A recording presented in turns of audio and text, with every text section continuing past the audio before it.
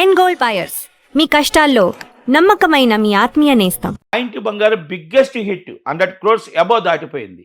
అంటే మీరు ఇందాక అన్నారు ఈరోజు అభిమానులు ఉన్నారు. మా ఇంటి బంగారంకి అభిమానులు లేరండి. సినిమా కంటెంట్ బాగుంటే యాక్సెప్టెడ్, ప్రేక్షకులు యాక్సెప్ట్ చేస్తున్నారు. ప్రేక్షకులు కంటెంట్ బాగుంటే అయితే సమంత ఈజ్ యాక్టింగ్ అదిరిపోయింది. ఆమె నందితా రెడ్డి గారు సూపర్బ్ చేశారు. ఎందుకంటే ఆమెకు తిరుగులేదు అన్నట్టు ఒక బేబీ చేశారు. తర్వాత ఈ సినిమా అసలు ఏముందని స్టార్డమ్ ఉందని చెప్పేసి హెవీ కలెక్షన్స్ ఫుల్స్. మీకు ఇంకోటి కూడా చెప్తున్నా మాట, ఇది చాలామంది ఒప్పుకుంటారు ఒప్పుకోరు నాకైతే తెలియదు, కానీ మొత్తం మ్యాక్సిమం కొంత కలెక్షను మా ఇంటి బంగారం ఎప్పుడైతే రిలీజ్ అయ్యిందో కొంత ఎఫెక్ట్ పెద్ద పడింది. ఒప్పుకోక తప్పదు, నిజం ఒప్పుకోవాలా. అంటే ఎఫెక్ట్ పడింది. సండే ఎప్పుడు కలెక్షన్స్ ఒక కలెక్షన్ వస్తుంది, ఆ కలెక్షన్ డౌన్ ఫాల్ అయింది. మా ఇంటి బంగారం టాప్కి వెళ్ళింది అంటే సంతోషపడతాం. ఇక్కడ తగ్గిందనమాట. 21వ రోజుకి ఈ సినిమా వచ్చింది, అక్కడ తగ్గింది ఇక్కడ పెరిగింది. అంటే ఒక చిన్న సినిమా హిట్ అయింది, పెద్ద హిట్ అయింది, 2 సినిమాలు హిట్ అయ్యి ఇండస్ట్రీ బాగుంటుంది, ఇండస్ట్రీ మనుగడ పెరుగుతుంది. మనం సినిమాలు ఎక్కువగా నిర్మాతలు తీయడానికి వస్తారు, డిస్ట్రిబ్యూటర్లు కొనడానికి వస్తారు. ఎగ్జిబ్యూటర్లు ఏ పర్సంటేజ్ సిస్టమ్ అని మేము మూసేస్తాం, మాకు నష్టాల్లో ఉన్నాం, మేము మూసేసి మేము కళ్యాణ మండపం చేసేస్తాం అంటే నేను థియేటర్ ఓనర్ మూసేస్తాం అని అంటున్నాము. ముయ్యక్కర్లేదు అని ఇలాంటి సినిమాలు వస్తే రేపు లెనిన్ వస్తుంది, హిట్ అవ్వాలి, రేపు నాగబంధం వస్తుంది, హిట్ అవ్వాలి. ఇక్కడ కొన్ని విషయాలు చర్చించుకోవాలి మనము. కొన్ని అంటే భారీ బడ్జెట్ సినిమాలతో వస్తున్నటువంటి సినిమాలు కొంతమంది పెద్ద స్టార్ హీరోలు చేసినవి, పేర్లు మీకు తెలిసిందే. అలాంటి సినిమాలు ఆడని పక్షంలో కూడా సూపర్ డూపర్ హిట్ అని వేసుకుంటున్నారు. అదంతా ఉత్తిదే అన్న వాదన లేకపోలేదు. దీంతో మీరు ఏకీభవిస్తారా? 100% ఏకీభవిస్తా. కొనిదెల ఫ్యామిలీలో ఫేక్ కలెక్షన్స్ ఉండవు. మొన్న ఏదో నేను చెప్పారు, దిల్ రాజు గారు ఏదో మొన్న ఏదో ఒక దాంట్లో ఇంటర్వ్యూలో చూసా, అవన్నీ మేము అడగకూడదు చెప్పకూడదు అన్నారు. గేమ్ చేంజర్ విషయంలో ఫేక్ కలెక్షన్స్ ఏమైనా వేసి ఉంటే దిల్ రాజు గారు వేసి ఉండాలి తప్ప రామ్ చరణ్ గారు, చిరంజీవి గారు ఇంకెవరు కలెక్షన్ వేయమని అడగరు. కొనిదెల ఫ్యామిలీ ఉన్న కలెక్షన్ మాత్రమే వేయమంటారు. నేను అది కాదు, నేను చెప్తున్నా, గొప్ప కోసం మీరు ఎక్కువగా కలెక్షన్స్ వేసుకుంటే అది రాంగ్. అది మీరు గొప్ప కోసం మీరు కలెక్షన్స్ వేసుకుంటే అది రాంగ్ అంటున్నాను నేను కొనిదెల ఫ్యామిలీ కోసం ఎందుకు తీసుకొచ్చానంటే ఈ విషయం నేను మొన్న దిల్ రాజు గారు ఏదో ఇంటర్వ్యూలో చూసిన తర్వాత ఎవరో ఒక ఆయన ఒక రిపోర్ట్ అడిగిన దానికి సమాధానం చెప్తున్నారు. దానికి అందుకే నేను కొనిదెల ఫ్యామిలీని తీసుకొచ్చాను, లేకపోతే నేను తీసుకురాను. ఈరోజు ఇక్కడ కలెక్షన్ ఎవ్రీడే నేను అందుకే మొన్న కూడా చెప్పాను, అన్ని ఇంటర్వ్యూలో ఉంటుంది చూడండి. వైజాగ్ నుంచి అప్ టు నెల్లూరు దాకా, ఆ వైజాగ్ నుంచి అప్ టు సీడెడ్ అనంతపురం దాకా, తెలంగాణ దాకా, ప్రపంచంలో ఎంతెంత ఎక్కడెక్కడ డేవేజ్ కలెక్షన్ వచ్చిందో అవన్నీ కలిపి చెప్పాం. ఎందుకంటే ఇక్కడ మీకు అదే చెప్తున్నాను, బ్రేక్ ఈవెన్ అనేది ఇంత పెద్ద సినిమాకి ఇంకా బాగా రావాలి, ఇంకా బ్రేక్ ఈవెన్ అయ్యి కాస్తో కోస్తో మిగిలింది అని చెప్పాను. మీకు బాగా అర్థం చేసుకోండి. మీకు ఏమండి మాకు నిర్మాతకు 500 కోట్లు మిగిలిందని చెప్పట్లే ఇక్కడ, లేకపోతే నిర్మాతకు 1000 కోట్లు మిగిలిందని చెప్పట్లే. నిర్మాత ఈజ్ అ గ్రేట్ మూవీ తీశాడు, director is a great script చేశాడు, హీరో బాగా యాక్ట్ చేశాడు. ఇప్పుడు మీరు అంటుంది వింటుంటే సినీ ఇండస్ట్రీలో, మన తెలుగు సినీ ఇండస్ట్రీలో తీసుకున్నట్లయితే ప్రొడ్యూసర్, డిస్ట్రిబ్యూటర్, ఎగ్జిబ్యూటర్, ఈ ముగ్గురులో ఎక్కువగా రిస్క్ ఎవరు తీసుకుంటారని చెప్తారు? నిర్మాతే. ఇది వాస్తవమే అంటారా? మరి నిర్మాతలు ఇల్లు కట్టారా?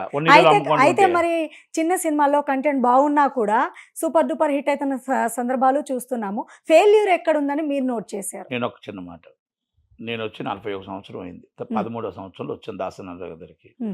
13వ సంవత్సరం నుంచి వచ్చిన తర్వాత 11 సంవత్సరాలు మాత్రం 12 సంవత్సరాలు టాప్ ప్రొడ్యూసర్స్ సంపాదించుకొని ఇల్లులో కట్టుకొని సెటిల్డ్ అయిపోయి కొంతమంది ఉన్నారు. ఏళ్ళమే పేర్లతో చెప్పొచ్చు. అప్పుడు కూడా నష్టపోయి రోడ్డు మీద పడిపోయిన నిర్మాతలు, పెద్ద నిర్మాతలు ఉన్నారు, బిగ్గెస్ట్ సినిమా తీసిన నిర్మాతలు ఉన్నారు. తర్వాత 30 సంవత్సరాల నుంచి ఒక్క నిర్మాత అయినా నేను ఇది ఇల్లు కట్టాను, నేను ఇదిగో ఇది చేశాను, నేను ఈ డబ్బు సంపాదించాను అని చెప్పిన నిర్మాత ఎవరున్నారో నాకు చెప్పమనండి, ఇంక్లూడింగ్ దిల్ రాజు గారు. ఎందుకు ఈ పరిస్థితి వచ్చిందంటారు? మరి పరిస్థితి కాదు, రొటీన్ పద్ధతులు వెళ్ళిపోతుంది. ఒక సినిమా వస్తే 10 సినిమాలు లాభాలు వస్తే ఒక్క సినిమా పట్టుకెళ్ళిపోతుంది, మొత్తం ఒక్క సినిమా పట్టుకెళ్ళిపోతుంది. కానీ మీరు అన్నట్టు ఒక్క పెద్ద సినిమా వస్తే 10 చిన్న సినిమాలు భయపడుతున్నాయి ఆ టైంలో రిలీజ్ అవ్వాలి అని అంటే. ఒకటి స్టార్డమ్ ఎప్పుడైతే ఉంటుందో స్టార్డమ్కి అభిమానులు ఉంటారు. అభిమానులు ఉండేటప్పుడు ఇప్పుడు కొత్త రకంగా థియేటర్లు అన్నీ పెద్ద సినిమాకి ఇచ్చేస్తే చిన్న సినిమాకి థియేటర్ దొరకట్లేదు. అందుకే మేము అడుగుతున్నాం, చిన్న సినిమాకి కూడా మాకు 2.5 షో ఇవ్వాలి, చిన్న సినిమాకి కూడా పెద్ద సినిమా రిలీజ్ అప్పుడు మాకు థియేటర్లు ఇవ్వాలి, అలాగే పెద్ద సినిమా రిలీజ్ అప్పుడు కూడా మమ్మల్ని కాపాడాలి, సంక్రాంతి పండగ అప్పుడు కూడా వాళ్ళు 2 వేస్తే మేము ఒక 3 సినిమాలు వేయాలి, అలాగే మమ్మల్ని కాపాడుకోవాలి. చిన్న సినిమా పెద్ద సినిమా 2 బతకాలి. పెద్ద సినిమా రేట్లు పెంచడానికి మాకు అభ్యంతరం లేదు, కానీ మాకు 20% ఆక్యుపేషన్ ఇవ్వాలి. 100 రూపాయల టికెట్ మాత్రమే ఉండాలి. 20% ఆక్యుపేషన్ మాకు మల్టీప్లెక్స్లు ఉండాలి. అలాగే మాకు తినుబండారాలు 50 రూపాయలు దాటకూడదు. ఎందుకంటే పేదవాడి కళ మల్టీప్లెక్స్లో సినిమా చూడాలని. అలాగే చిన్న సినిమా బతకాలంటే ఆ 20% సినిమా ఇండస్ట్రీని బతికిస్తుంది. ఆ సినిమా ఇండస్ట్రీ బతికిస్తే కొన్ని వందల మంది కొన్ని వేల మంది కార్మికులను బతికిస్తాము. బతికిస్తూ ఉంటే పెద్ద సినిమా చిన్న సినిమా 2 థియేటర్లు ఆడుతుంటే కలకల్లో ఆడుతూ ఉంటుంది. ఒక్క సినిమా ఆడితే చూడలేరు. చిరంజీవి గారి సినిమా, నటికుమార్ సినిమా 2 సినిమాలు వేస్తే 300 రూపాయల టికెట్ అంటే వెళ్తారా? అందుకే నటికుమార్ సినిమాకు 100 రూపాయలు పెట్టాలి, చిరంజీవి గారి సినిమాకు 300 రూపాయలు పెట్టాలి. దయచేసి ఇవన్నీ అర్థం చేసుకొని వ్యత్యాసం అర్థం చేసుకుంటే 100 రూపాయల టికెట్ ఉన్న వాళ్ళు నటికుమార్ సినిమాకి వెళ్తారు, 300 రూపాయల టికెట్ ఉన్న వాళ్ళు చిరంజీవి గారి సినిమాకి వెళ్తారు. మా సినిమా 300 పెడితే మా సినిమాకి ఎవరు చూస్తారు? నో షో పడుతుంది. నో షో పెడితే మేము రాత్రనక పగలంక సినిమా తీసింది మేము శుక్రవారం నాడు మా పుస్తులతో అమ్మి ఆస్తులు అమ్మి వస్తువులు అమ్మి తీసుకొచ్చి సినిమా తీసి నో షో పెట్టుకుంటే కన్నీళ్ళు తప్ప మాకేమైనా మిగులుతుందా? ఇది నేను ఛాంబర్లో పోరాడుతున్నా, ఇది 10 మందితో పోరాడుతున్నా, పెద్దవాళ్ళతో పోరాడుతున్నా, గవర్నమెంట్తో పోరాడుతున్నా. చిన్నవాడు బతకాలి, పెద్దవాడు బతకాలి. పెద్ద సినిమాకి బడ్జెట్ పెరుగుతుంది కాబట్టి మనం pan India Telugu industry pan India ఉండాలనుకుంటున్నాం కాబట్టి రేటు పెరగాలి. రేటు అది కూడా అబ్నార్మల్ రేట్లు కాదు, ప్రజలకు అందుబాటులో ఉన్న రేట్లు పెరగాలి. చిన్నవాళ్ళకి సినిమా అందుబాటులో ఉన్న 100 రూపాయల రేటు ఉండాలి. తినుబండారాలు 600 రూపాయలు ఉన్నాయి, అది వాళ్ళ ఇష్టం, పెద్ద సినిమా వాళ్ళ ఇష్టం.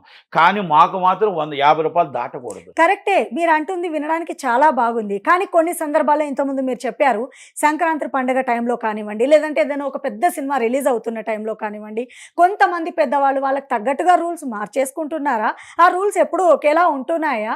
అసలు మీరు అన్నీ ఇంప్లిమెంట్ అవుతున్నాయా? ఇప్పుడు ఆంధ్ర తెలంగాణ 2 తీసుకున్నట్లయితే 2 చోట్ల పరిస్థితులు వేరుగా అనిపిస్తోందా మీకు? మీరేం చెప్తారు ఈ ప్రశ్నకి? రాజకీయ నాయకులు ఫస్ట్ ఏం చెప్తారు? అంతిస్తాను, ఇంతిస్తాను, ఇది ఇస్తాను, నేను అది ఇస్తాను, ఆ పార్టీ దిగిపోవడానికి నేను ఏవైనా చేస్తాను అని చెప్తారు. అంతే కదా? 100%. ఆ పార్టీ గవర్నమెంట్కి వచ్చినా ఈ పార్టీ గవర్నమెంట్కి వచ్చినా పేదవాడికి ఒరిగేది ఏమీ లేదు. పేదవాడికి ఒరిగేది ఏమీ లేదు.